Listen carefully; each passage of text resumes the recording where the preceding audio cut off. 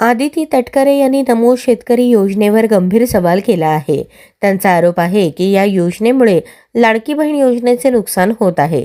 त्यांनी सांगितले, शेतकऱ्यांसाठी लागू केलेल्या या नव्या योजनेमुळे महिलांसाठी असलेली लाडकी बहीण योजना दुर्बल होत आहे.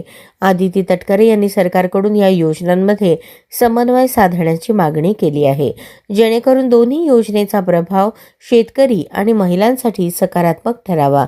त्यामुळे महाराष्ट्रातील सामाजिक आणि राजकीय चर्चांमध्ये तीव्र वाद निर्माण झाला आहे. नमो शेतकरी योजना आहे, ज्याच्यामध्ये 1000 रुपयाचा लाभ काही महिलांना मिळत असतो.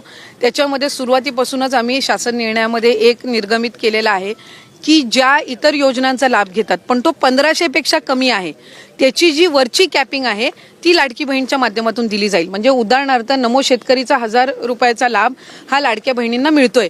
आता 1500 तो करण्याच्या दृष्टिकोनातून वरची जी 500चा लाभ आहे हा लाडक्या बहिणीच्या माध्यमातून दिला जाणार आणि ह्यामध्ये आम्ही कुठलाही शासन निर्णयामध्ये बदल करत नाही.